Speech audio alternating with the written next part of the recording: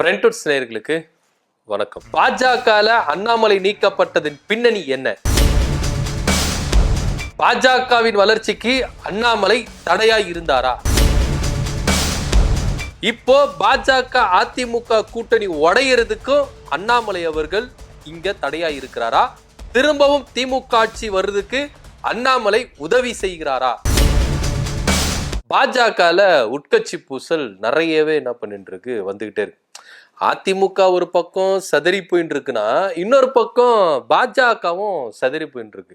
ஆக மொத்தம் தேசிய ஜனநாயக கூட்டணியில் இருக்கிற கட்சிகள் முதல்ல அவங்க கட்சியை பலப்படுத்தல அப்படின்றது மட்டும் நல்லாவே தெரியுது.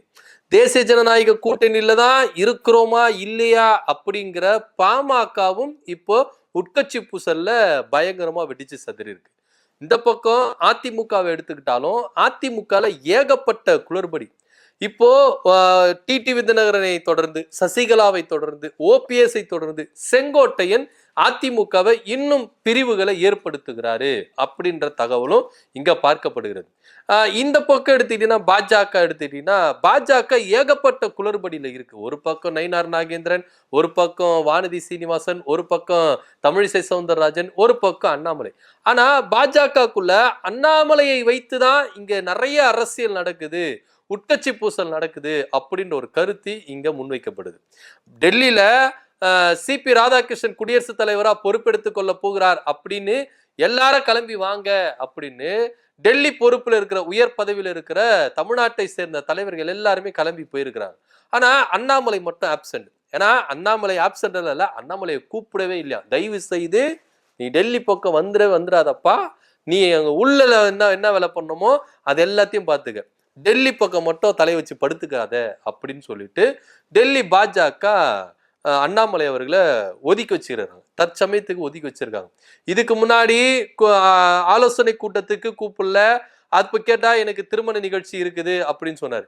இப்போ சிபி ராதாகிருஷ்ணன் குடியரசுத் தலைவரா பொறுப்பெடுத்துக் கொள்ள போகிறாரு, அதுக்கும் கூப்பிடல. இப்போ கேட்டாலும் நான் திருமண நிகழ்ச்சி அதிகமா இருக்குது அதனால நான் அதுல கலந்துக்கல அப்படின்னு. ஆனா உண்மையிலேயே டெல்லி பாஜக அண்ணாமலையை கொஞ்சம் தூரம் இருந்துதான் ஒதுக்கி வச்சு பாக்குறதா இப்ப இங்க செய்திகள் வந்துட்டே இருக்கு. ஆக மொத்தம் அதிமுகலையும் உட்கட்சி மோதல் அதிகமா இருக்கு, பாஜகலையும் உட்கட்சி மோதல் அதிகமா இருக்கு. என்னதான் அமித்ஷா அவர்கள் கூப்பிட்டு உட்கட்சி மோதலை கொஞ்சம் தள்ளி வைங்க, எலெக்ஷன்ல கொஞ்சம் கான்சன்ட்ரேஷனோட நீங்க ஒர்க் பண்ணுங்க அப்படின்னு சொன்னாலும், இங்க இருக்கிற பாஜக காரங்க என்ன பண்றாங்க, யாருமே அமித்ஷாவுடைய பேச்சை கேட்கிற மாதிரி இல்லை. எங்களுக்கு தேர்தலை விட உட்கட்சி மோதல் தான் முக்கியம் அப்படின்னு சொல்லிட்டு இந்த பக்கம் ஒரு பக்கம் போயிட்டு இருக்கு. சோ இப்படியா போயிட்டு இருக்கும்போது அண்ணாமலை ஆதரவாளர்கள் மத்தியில கொஞ்சம் சலசலப்பை ஏற்படுத்திருக்கு பாஜக. என்னப்பா எங்க தலைவரையே நீங்க ஒதுக்கி வச்சு வேலையை காட்ட நீங்க ஆரம்பிச்சிட்டீங்களா அப்படின்னு அண்ணாமலையோட ஆதரவாளர்கள் எல்லாருமே பொங்கி எழுந்திருக்கிறாங்க. டெல்லி பாஜகவையே எதிர்க்கிறதுக்கு இங்க இருக்கிற அண்ணாமலை ஆதரவாளர்கள் எல்லாருமே என்ன பண்ணிருக்காங்க, அந்த அளவுக்கு எழும்பிட்டாங்க. பின்னாடி அண்ணாமலை இருக்கிறார். சூழ்நிலை இப்படி இருக்கும் பொழுது இதுல இன்னும் எண்ணெயை ஊத்துற மாதிரி குருமூர்த்தி அவர்கள் என்ன சொல்லிட்டாரு, அண்ணாமலை நீக்கப்பட்டதன் காரணம் என்ன எல்லாருக்கும் தெரியுமா, ஏன் அண்ணாமலை நீக்கினாரு அப்படின்னு. நம்மளுக்கு எல்லாருக்குமே என்ன தெரியும், எடப்பாடி பழனிசாமி கோரிக்கை வச்சாரு, நான் பாஜக கூட்டணிக்குள்ள வரணும்னா அண்ணாமலை மாநில தலைவரா இருக்கக்கூடாது அப்படின்னு. ஏன்னா 2024 நாடாளுமன்ற தேர்தல் நடக்கும் பொழுது பாஜக கூட்டணியில இருந்து அதிமுக விலகி போயிடுச்சு. ஏன் போச்சு அப்படின்னா, அண்ணாமலை அவர்கள் என்ன பத்தியோ என் தலைவர்கள் பத்தியோ ரொம்ப தரக்குறைவா பேசினாரு, அதனால அவர் தலைவரா இருந்தா நாங்க இந்த கூட்டணி பேச்சுவார்த்தைகள் நடத்துறதுக்கு கொஞ்சம் தடையாவே இருக்கும், அதனால வேண்டவே வேண்டாம் அப்படின்னு தான் அண்ணாமலையுடைய நடவடிக்கை சரியில்லை அப்படின்னு சொல்லிட்டு தான் நாங்க விலகி வந்தோம். இப்ப 2026க்குள்ள நாங்க வரும்பொழுது திரும்ப அண்ணாமலையே இருந்தாருன்னா அது சரிப்பட்டு வராது அப்படின்னு சொல்லிதான் அவரை நீக்குங்க, நாங்க உள்ள வரோம் அப்படின்னு சொல்லுதான் நம்மளுக்கு தகவல். ஆனா இப்ப குருமூர்த்தி புதுவிதமான கருத்துக்களை சொல்றாரு. எடப்பாடி பழனிசாமி சொன்னதுனாலலாம் அண்ணாமலை நீக்கல, அண்ணாமலை மிதமிஞ்சி வேகத்துல போனாரு. அதாவது எங்களுடைய இலக்கு என்னவா இருக்கு அப்படின்னா, 2026 எங்களுடைய இலக்கு, 2029 நாடாளுமன்ற தேர்தல் தான் எங்களுடைய இலக்கு. இப்போ அண்ணாமலை அவர்கள் கொஞ்சம் நிதானமா செயல்பட்டு இருந்தா 2024 அதிமுக கூட கூட்டணி வச்சு நாங்க ஒரு சில தொகுதிகளை பெற்றிருப்போம், இது மோடிக்கு கொஞ்சம் பக்கபலமா இருந்திருக்கும் அப்படின்னு குருமூர்த்தி அவர்கள் சொல்றாரு. ஆனா அண்ணாமலையுடைய மிதமிஞ்சி வேகத்தினால இங்க கூட்டணியும் உடைஞ்சிருச்சு. கட்சி அடுத்த கட்ட லெவலுக்கு போகல. எங்களுக்கு தமிழ்நாட்டுல கட்சி அடுத்த லெவலுக்கு போகணும், அதுல எந்த வித மாற்று கருத்தே இல்லை. ஆனா அது எப்படி நுணுக்கமா எடுத்துட்டு போனோம் அப்படின்றது எங்களுக்கு தெரியும். கொஞ்சம் கொஞ்சமா தாங்க வளர முடியும். எடுத்த வேகத்துல போயிட்டு எங்கன்னா போய் முட்டி மோதி எதனா சிக்கி சின்னாபின்னமா தான் ஆக முடியும், வளர முடியாது அப்படின்னு குருமூர்த்தி தெள்ள தெளிவா சொல்லியிருக்காரு. ஆனா அண்ணாமலை என்ன பிளான் போட்டார்னா, நான் கட்சி தலைவரா இருக்கிறேன், இது வரைக்கும் யாரும் செயல்படாத ஒரு தலைவரை நான் செயல்படணும்னு சொல்லிட்டு எக்ஸ்பிரஸ் வேகத்துல என்ன பண்றாரு, அண்ணாமலை அவர்கள் போயிட்டாரு. ஆனா அவர் போனதுல ஒரு சில பிளஸும் இருக்கு, ஒரு சில மைனஸும் இருக்குது அப்படின்றத நம்ம ஒத்துக்கிட்டு தான் ஆகணும். சோ இப்போ இங்க குருமூர்த்தி என்ன சொல்றாருன்னா, இவர் மிதமிஞ்சி வேகத்துல போனார்ல, அவரு போற வேகத்துல எல்லா பாஜக காரங்களும் இழுத்துட்டு போனா பரவாயில்ல, எல்லாரையும் இடிச்சு தள்ளி போட்டு போயிட்டாரு. அதுதான் இங்க வந்து எங்களுடைய வளர்ச்சிக்கு தடையா இருந்தது. அதனாலேயே பாஜக மாநில தலைவர் பதவியிலிருந்து அவரை தூக்கணும். ஏன்னா சீனியர்கள் எல்லாம் ஓரம் கட்டினார். சீனியர்கள் யாரும் வளர விடுறது இல்ல, இவரு மட்டும்தான் எல்லாத்துலயும் தெரியணும், இவரு சொல்றதுதான் பாஜகனுடைய பேச்சா இருந்தது அப்படின்னு ஏகப்பட்ட கருத்துக்களை சொல்லியிருக்கிறார். இது தவிர்த்துட்டு பாஜக கூட்டணி உடையறதுக்கு காரணமே அண்ணாமலை தான், பாஜக இன்னைக்கு வளராம இருக்கிறதுக்கு காரணமே அண்ணாமலை தான் அப்படின்னு குருமூர்த்தி ஒரே போடா போட்டு இருக்கிறாரு அண்ணாமலை மேல. அண்ணாமலை மேல ஏகப்பட்ட பாசத்துல அன்புல இருந்தாங்க பாஜக, டெல்லி பாஜகவும் சரி, RS சரி. ஆனா இப்போ பாஜகவின் குரலா தமிழ்நாட்டுல இருந்து பேசுகிற ஒரு தலைவர்களில் ஒருவரா குருமூர்த்தி இருக்கிறதுனால இப்ப குருமூர்த்தி சொல்ற கருத்து டெல்லி பாஜகவின் கருத்தாகவே இருக்குது, அமித்ஷாவுடைய பேச்சாகவே இருக்குது. ஏன்னா குருமூர்த்தி ஒரு விஷயத்த சொல்றாருன்னா அது அமித்ஷாவே சொல்றாரு அப்படின்னு கூட நம்ம எடுத்துக்கலாம். ஏன்னா இங்க வந்தவர் குருமூர்த்தியில போய், ஏன்னா அமித்ஷா இங்க வந்தவர் குருமூர்த்தி வீட்டுல போயிட்டு லஞ்ச் எல்லாம் சாப்பிட்டாரு, டிஃபன் எல்லாம் பண்ணாரு, அதெல்லாம் நம்ம பார்த்தோம், அவங்களுக்குள்ள டிஸ்கஷன் எல்லாம் இருந்தது. ஸோ டெல்லி பாஜக இங்க தமிழ்நாட்டுல ஒருத்தரை வந்து இப்போ வச்சிருக்கிறாங்கன்னா அது குருமூர்த்தி ஒருத்தர் அப்படின்றது நம்மளுக்கு எந்த வித மாற்று கருத்து இல்லை. அப்படி இருக்கும் பொழுது குருமூர்த்தி அவர்கள் அண்ணாமலை மேல ஏன் இந்த அளவுக்கு கடுகடுக்கணும், ஏன் இந்த அளவுக்கு குற்றச்சாட்டு இது வரைக்கும் நம்ம வைக்கவே இல்லையே, இதுக்கு முன்னாடி அவர் வைக்கவே இல்லையே. அண்ணாமலை அவர்கள் மாநில தலைவர் பதவியிலிருந்து விலகின பிறகு கூட இந்த மாதிரி குற்றச்சாட்டுகளை முன்வைக்கவே இல்லை. இப்ப ஏன் வைக்கிறாரு அப்படின்னா அண்ணாமலையுடைய போக்கு சரியில்லை. அண்ணாமலை திமுக கூட்டணி வர்றதுக்கு இங்க ஹெல்ப் பண்றாரு. எப்படி ஹெல்ப் பண்றாரு எல்லாருக்கும் சந்தேகம் வரல. இவரு பாஜகவின் விசுவாசி, அமித்ஷா மோடி அவர்களின் ஆதரவாளர் விசுவாசி.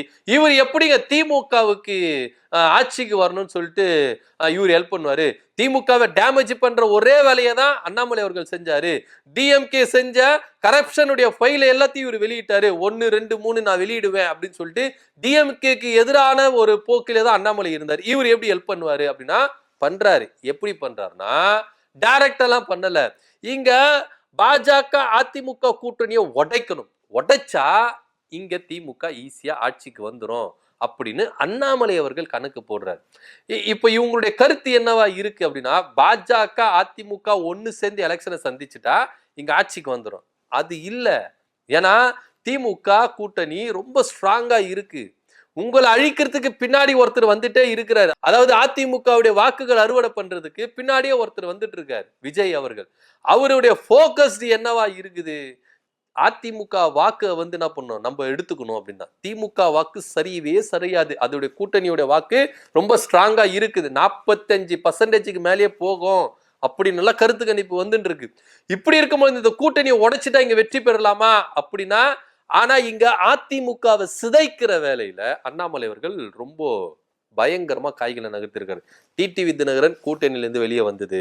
ஏன்னா நீங்க பாஜக அதிமுக கூட்டணி அவங்களுடைய போக்கஸ்ட் எல்லாம் எங்கவா இருக்குன்னா தென் மாவட்டங்களை குறித்துதான் இருக்கு. தென் மாவட்டங்கள்ல முக்குளத்தூர் வாக்குகளை கணிசமா வச்சிருக்கிற ஓபிஎஸும் டிடிவி தினகரனும் பாஜக கூட்டணியில இருந்திருந்தா பாஜக ஒரு சில தொகுதியில அதிகமா வாங்குறதுக்கு வாய்ப்புகள் இருக்கு. இப்போ அண்ணாமலை அவர்கள் எப்படி இத பிளான் வந்து திமுகவுக்கு சாதகமா மாத்துறாரு அப்படின்னா டிடிவி தினகரனையும் ஓபிஎஸ்ஸையும் கூட்டணியிலிருந்து வெளியே எடுத்துட்டு வந்துட்டார். கூட்டணியிலிருந்து வெளியே எடுத்துன்னு வந்து மாத்திரம் இல்ல, ஒரு மாய பிம்பத்தை உருவாக்குறாரு. நயினார் நாகேந்திரன் தலைவரா இருக்கிறது சரியில்லை, அண்ணாமலை தான் தலைவரா இருந்து கூட்டணிய அனுசரிச்சு ஒரு கப்பல்ல கேப்டன்ஷிப் மாதிரி அவர் எடுத்துட்டு போறதுக்கு அவரு தான் தகுதியானவர் அப்படின்னு டிடிவி தினகரன் சொல்ற வைக்கிறார். இப்போ டிடிவி தினகரன் வெளியே வந்துட்டாரு, ஓபிஎஸ் வெளியே வந்துட்டாரு. இங்க பாத்தீங்கன்னா செங்கோட்டையனை வைத்து என்ன பண்றாங்க, ஆட்டம் ஆடுறாங்க. சோ இங்கேயும் ஒரு குழப்பத்தை ஏற்படுத்தணும், கூட்டணியிலேயே ஒரு குழப்பத்தை ஏற்படுத்தணும், கட்சிக்குள்ளேயே ஒரு குழப்பத்தை ஏற்படுத்தணும். சோ 3 பரிமாணங்கள்ல அண்ணாமலை அவர்கள் வேலை செய்யறாரு. இப்படி கூட்டணியை உடைச்சி, அதிமுக உடைச்சி, பாஜக குழப்பத்தை ஏற்படுத்திட்டா திமுக இன்னும் அதிகமான வாக்குகளை கொண்டு வரும். அது மாத்திரம் இல்லாம ஒரு மேடையில, பொது மேடையில அண்ணாமலை அவர்கள் ஓப்பனா சொல்றாரு, திமுக கூட்டணி ரொம்ப ஸ்ட்ராங்கா இருக்குது, அவங்க தான் ஆட்சி அமைக்க போறாங்க, இப்ப 2வது இடத்துக்கு யாரு வரணும் அப்படின்றதுதான் போட்டியே, திமுகவை நீங்க லேஸ் பட்டில் எடுத்துக்காதீங்க, அவங்களுடைய வியூகங்கள் பயங்கரமா இருக்கு, அவங்களுடைய கூட்டணி கட்சிகளுடைய அரவணைப்பு ரொம்ப ஆதரவாக இருக்கு, ரொம்ப நினைச்சு கூட பார்க்காத அளவுகளா இருக்கு. நம்ம போற போக்குல சில உண்மைகளை ஏத்துக்கிட்டு தான் அவனை போற போக்குல பேசிட போகக்கூடாது, நம்ம உண்மைகளை ஏத்துக்கிட்டு தான் ஆகணும். நம்ம கூட்டணி ரொம்ப ஸ்ட்ராங்கா இல்ல, கூட்டணி கட்சிகள் ரொம்ப ஸ்ட்ராங்கா இல்ல, ஆனா திமுக கூட்டணி கட்சிகளோ ரொம்ப ஸ்ட்ராங்கா இருக்காங்க. 2026 சட்டமன்ற தேர்தல்ல மீண்டுமாய் திமுக தான் ஆட்சி அமைக்குது அப்படின்னு ஓப்பன் ஸ்டேட்மெண்ட் நம்ம அண்ணாமலை அவர்கள் கொடுக்கிறார். சோ இதெல்லாம் வச்சு பார்க்கும் பொழுது பாஜக கூட்டணியும் ரொம்ப வீக்கா தான் இருக்கு, சோ திமுக கூட்டணி ஈஸியா ஆட்சி அமைச்சிரும் அப்படின்னு சொல்லி ஒரு பெரிய கலவரத்தை பாஜகக்குள்ள ஏற்படுத்திட்டார் அண்ணாமலை. சோ அதனால பாஜகவில் அண்ணாமலை அவர்கள் இருக்கிறதுக்கு தகுதி இல்லை. இது தவிர்த்துட்டு இந்த விஷயத்தினாலதான் அவரை மாநில தலைவர்கள் இருந்து வெளியே எடுத்தணும், ஏன்னா அவருடைய போக்கு சரியில்லை. ஏன்னா அண்ணாமலை அவர்கள் மிதமிஞ்சி வேகத்துல போனாரு, பாஜகவை எப்படியாச்சுன்னா நம்ம புயல் ஜெட் வேகத்துல கொண்டு போயிட்டு சேர்த்துடலான்னு. ஆனா அது கிடையாது, பொறுமையா தான் நம்ம என்ன பண்ண முடியும், போக முடியும். 2029 தான் பாஜகவுடைய இலக்கா இருக்கு, 2026 அவங்களுக்கு தேர்தல் இல்லை அப்படின்னு. ஆனா அது முழுக்க முழுக்க பொய். ஏன்னா 2026 திமுக அரசை கவிழ்க்கணும் அப்படின்னு தான் பாஜக நினைக்குது. பாஜக அப்படி நினைக்கலன்னா எதுக்கு மும்முரமா 2026 சட்டமன்ற தேர்தலில் இவ்வளவு வியூகங்கள் வகுக்கணும்? ஏன்னா திமுக கூட்டணியோ பாஜகவுக்கு ரொம்ப குடைச்சல் கொடுத்துட்டு இருக்காங்க. ஸோ இப்படியெல்லாம் ஒரு சூழ்நிலை இருக்கும்போது தான் குருமூர்த்தி அவர்கள் அண்ணாமலையை ஃபோக்கஸ்ட் வச்சு, அண்ணாமலையை கார்னர் பண்ணி, அவர் மாநில தலைவர் பதவியிலிருந்து விலகுறதுக்கு முழுக்க முழுக்க காரணம் மிதவிஞ்சில வேகத்துல போறாரு, அவரு கூட்டணியை உடைச்சி திமுகவுக்கு ஆதரவா இருக்கிறாரு அப்படின்னு. ஸோ இப்படியாய் பல குற்றச்சாட்டுகள் குருமூர்த்தி அவர்கள் அண்ணாமலை மேல வைக்கிறாரு. இது எதுல போய் முடியும் அப்படின்னு நம்மளுக்கு தெரியல. இதை பத்தி கருத்து என்ன அப்படின்றத கீழே கமெண்ட் பண்ணுங்க. நன்றி, வணக்கம்.